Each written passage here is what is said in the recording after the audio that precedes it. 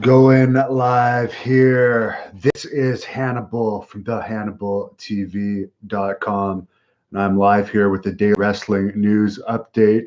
Stevan Seagal's daughter, Arisa LeBrock, who I guess he had a kid with a girl named Kelly LeBrock, and she goes by her mother's last name, is getting a tryout with WWE this week. She works as a model and has been on reality shows and done some martial arts in the past. No pro wrestling experience, but they give people tryouts with no pro wrestling experience all the time. That is probably one of the reasons why most of the wrestlers today are not as good as they used to be when they would take the top stars of the territories that had lots of experience, heart, and passion for the business. But she is the daughter of a famous person, so I can definitely see why they're giving her a tryout. Raw scored a 0.69 rating this week with 2.21 million average viewers.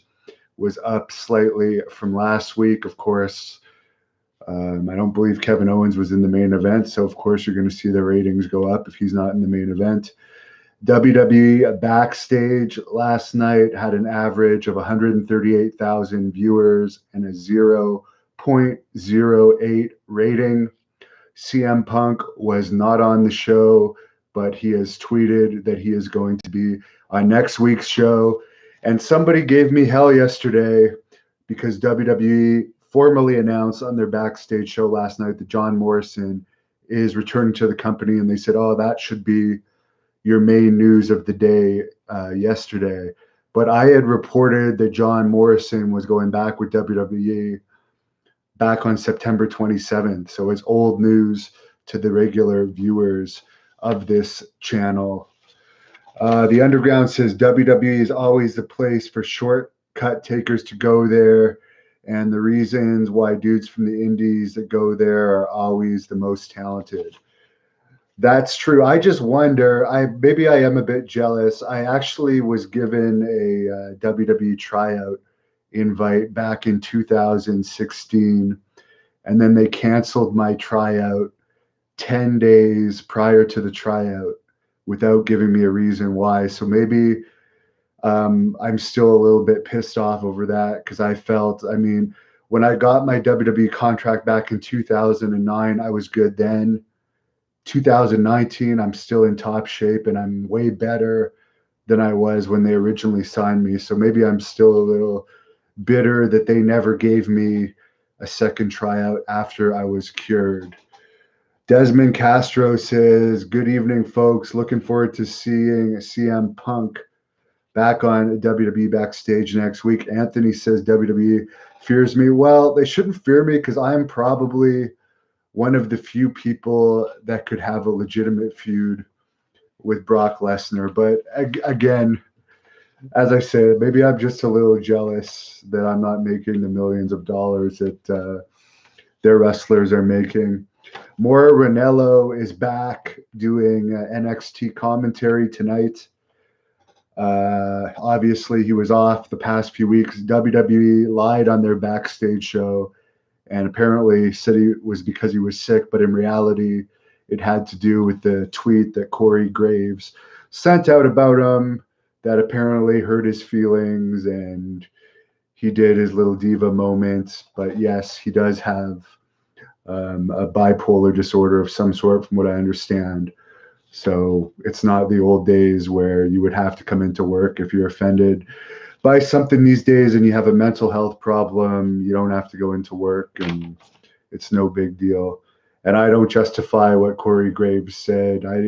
I never even knew who Corey Graves was really until all that talk about him and Moro last week.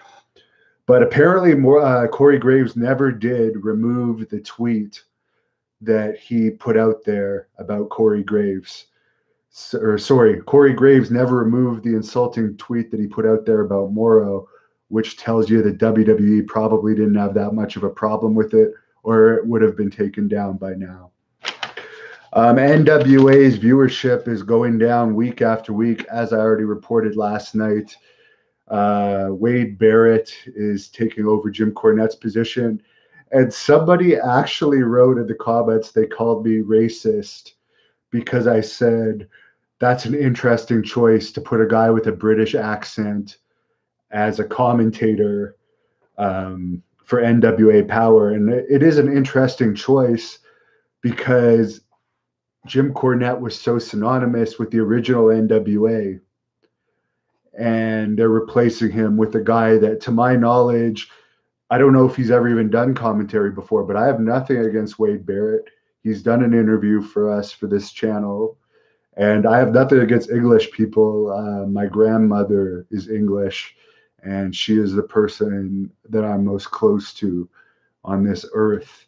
So I definitely don't have anything wrong with English people. When I was wrestling in the UK for All Star Wrestling back in 2008, the British girls seemed to like me a lot. So I can't really say, other than I didn't like my time with that company necessarily.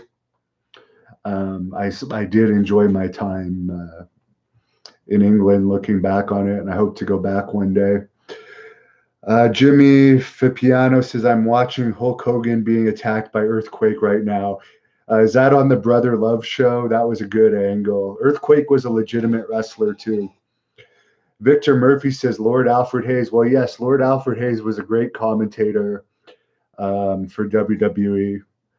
But yeah, the only reason I say it's an interesting choice is because the other commentator, I don't even remember his name. He's not over. And then they're bringing in Wade Barrett, who's been off TV since 2017 and doesn't have much commentary experience. So from that standpoint, I could have seen them more bring in Wade Barrett in as a wrestler. From what I've seen of him, he is a good wrestler. But you know what? Maybe he did tests on commentary, and it's Billy Corgan's company. He's the one funding it. The $50 that they're making off of the show's YouTube revenue, I'm sure isn't funding it, so they can hire whoever they want.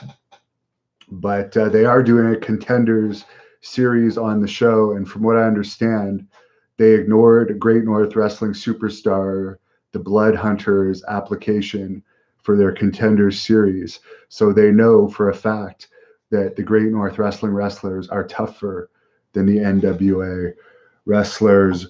Rolo555 says, do I think Vince McMahon will sell the WWE to Disney and the McMahons and Triple H will leave the company? I don't see that happening. And isn't Vince McMahon well into his 70s now? I don't think he's really ever going to sell, but you never know. You never say never.